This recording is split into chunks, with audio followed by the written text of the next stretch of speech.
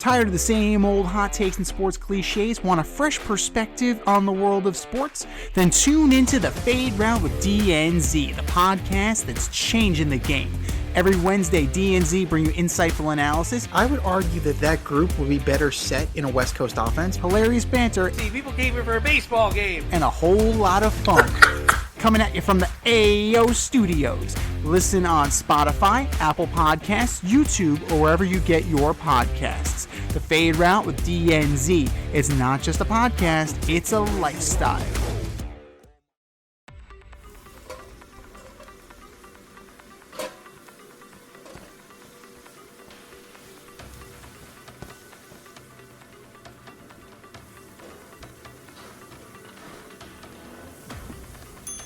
Order up!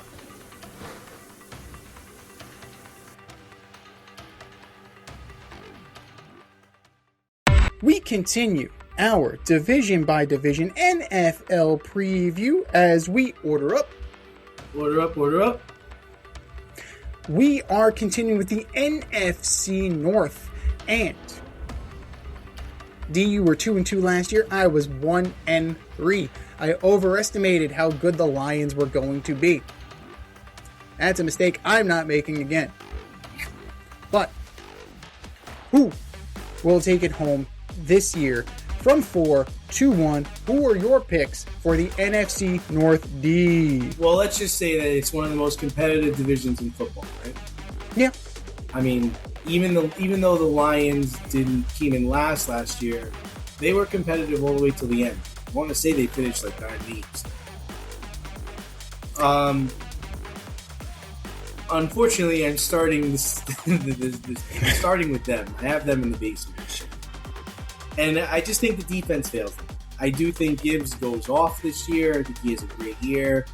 Goff is consistent. Brown and Williams play well, but I can't figure out on the defensive side of the ball how they measure up against the rest of their division. I think the rest of the division has better defenses than them. So I've got the Lions coming in third, but still competitive, like still over 500, still a playoff team. I have the Packers. I just think that they're young, right? They're expecting Matthew Golden to take a big step this year. They let go of Dobbs. They let go of some other players so Golden can step in and be this guy. They're extremely young, and they've been young for a few years now. Mm-hmm. I just think it's not this year. I think it's next year. I think next year is where we finally see it all come together so they can just get through this season, and all the coaches and all the players can get through this season. I think they will, be okay. Number two, I've got the Vikings. I think Kyler Murray wins Comeback Player of the Year. I think Brian Flores' defense shines, right? It keeps them in games. It covers up what the second baseman can't do. I think Jefferson bounces back to like a 7 to 10 touchdown area. I think the second baseman gets him the ball. Hawkinson has a resurgence. Addison plays well. Mason becomes the starter and plays well. I think this team becomes what they were supposed to be. Like, this will be like a Sam Darnold type year. Wow. And then they'll have to make the decision of, are we going to keep Kyler or are we going to let him go in the Super Bowl with somebody else? And history will tell them we need to do everything we can to keep this guy, because they're ready, right? Think about it. This team has been ready, and this is why they made the move for Kyler Murray. They have the defense. They have all the offensive weapons you can ask for. They're ready. Unfortunately, it comes down to their smallest person on their team to get them there. So if he could be what he was in those first couple of years in Arizona, and from what I saw in camp, he's throwing the ball really well. He can throw the football. For a little person, he throws the ball extremely well. You can't see where it's coming out of, though, which I think is hilarious. It's like you're running your route, and you're like, where is he? Oh, there's the ball. Oh, there it is. Oh, okay. It's like Drew Brees. But Drew Brees is going his tippy toes. He doesn't go on his tippy toes. He rolls out, and he almost throws, not he throws flat-footed, but he throws it like a baseball. That's what he does. He throws it like a bee. He rears back and throws. You see, he's under it. He goes under it. Mm-hmm. Drew Brees is going his tippy toes. Okay, so my number one is the Bears. I just think that offensively they explode. Caleb Williams finally becomes a Chicago passer to go over 4,000 yards. Defense plays hard, plays well.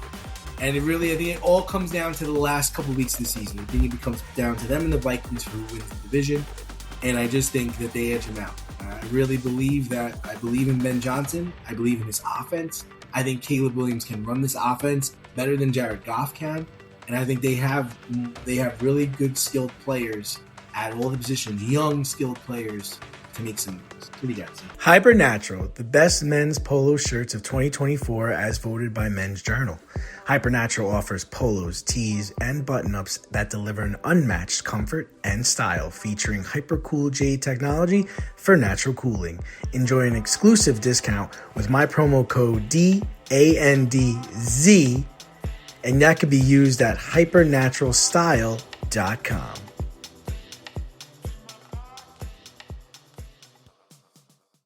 Wow. That's all I can say about the Vikings is wow. That's very interesting. You don't believe in the second baseman? Fuck no. Like, what? I mean, I believe in O'Connell. I believe in his coach. But I don't believe in him. I don't believe in 9. Carson Wentz is... Like, how far removed are we from Carson Wentz being a potential MVP? Like, that's a long time. So, that is why they're in the basement. This team is ready. Whoa. This team is ready, except for the fact that they don't have a quarterback. Whoa! You have a second baseman, you have a washout and JJ McCarthy, and you have Carson Wentz, who's 9. What? It's 9. 9. Good 9. thing Jaden Daniels wasn't 9. Oh god, 9. Come Yes, after him. that's right. 9. Jesus Christ! But I love how like they were just like, we're gonna draft him and then we're gonna get Jim Harbaugh. They got him, didn't get Harbaugh. So maybe he ends up backing up Justin Herbert eventually. But if you got 3 quarterbacks, you got no quarterback. And you have no quarterback here. So Aaron Jones, you have Jordan Mason, good running back room. Justin Jefferson, Jordan Addison. You brought in Jawan Jennings from the Niners. Good receiver room. Good skill positions. Good defense. Brian Flores knows how to coach him up. It's the guy calling the signals under center. None of these guys that you mentioned are in Sam Darnold's territory, and I'm not the biggest Sam Darnold fan in the world. None of these guys can carry his water. None of them are good enough. Maybe 10 years ago, Carson Wentz was. But not now. And I could see Jefferson getting frustrated. Get me the fuck out of here. Like, you're wasting my career with this bullshit. Your kid, Kyler fucking Murray. Really? Kyler Murray. That's the best you can do is Kyler Murray? No. Dead ass last for the Vikings. Third place, I gotta go with the Packers. I'm with you on the Packers. It seems like their window has kind of passed them by. Oh, I think it's past them. I think it's past them. Like, Jordan Love, That you had an opportunity. And now you have Watson, Reed, and Golden. Not all right, potential. Just young guys. Young, potential. But not as good as you were 2 seasons ago. Jacobs, more tread on the tire. He's going to be up there in terms of. And I think he could be getting suspended. He was arrested. Oh Jesus. Yeah. So there's that. And then, there's that. Then there's that. So good job, Josh. Like, the defense will be fine. The defense is going to play. And it's about Jordan Love. It all boils down to Jordan Love. Can he stay healthy? Can he progress? Right? We've been having the conversation about Justin Herbert. We had a conversation about Drake May. We're having the conversation about Jordan Love. Can they move up and ascend to where they're supposed to be? Can they fulfill their potential? Jordan Love will keep him in it, but I don't know if the rest of the cast around him is as good as it once was. Like, maybe they'll incorporate Sky Moore. Maybe they'll kind of add in some gadgets and kind of make him relevant again. But I think they need a little bit more help. Second place, I think that the Lions are going to have a bounce back year. Right? Jahmyr Gibbs, you lost Montgomery, you brought in Isaiah Pacheco. Pacheco's a good running back. He's hurt, but you know what? A healthy Isaiah Pacheco, that's a good running back group. The wideouts, still really good. Between St. Brown, Jamo Williams, Tesla came along last year. You have Greg Dortch as your 4. Dortch is pretty good. You have Laporta at tight end. You're a year removed from Ben Johnson. You're a year removed from losing Aaron Glenn. You can have more of an identity of what you want to do. You have a better idea of what's going on. Last year, you lost so much in the brain trust that, you can understand why they didn't fulfill their potential. But a year removed, a year more experience, and I think they will be better. But again, it all boils down to quarterback. If Jared Goff can keep his head on straight and keep this team afloat, they will be in the mix. But if Jared Goff turns the ball over and can't get the offense going, it's going to be a long year in the Motor City. And by default, number 1, I'm going with the Bears as well. Caleb Williams turned me into a believer. His play, particularly in the playoffs, turned me into a believer. He can do this. He is a professional quarterback. Right? He is going to get them to the NFC title game. They were close last year. I think they take the step again this year. That running game with Swift and Monungai, okay, we'll see. We'll see if they can do it again. But I like Odunze. I like Luther Burden. They have some pretty good receivers. I'd like one more. I mean, Khalif Raymond's your number 3. Maybe they can get one more. Maybe they can find somebody else kind of take over for that. Colson Loveland, Cole Kmet, they have good tight ends, good defense. And that line is stalwart, man. You have Bradbury, you have Thuney.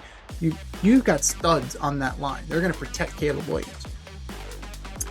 So I think that there's tons here to make the Chicago Bears a serious contender in the NFC and easily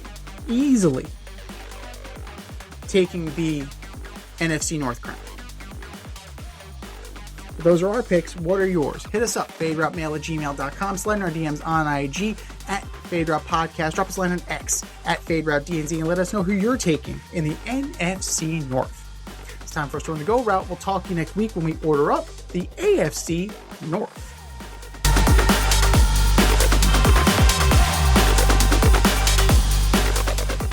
Thanks for listening to this episode of our podcast. If you liked what you heard and you want to hear more, be sure to like and subscribe on your favorite podcast platform. Leave us a review, rate us 5 stars, turn on subscription notifications, and share on social media. Tell your friends and spread the word.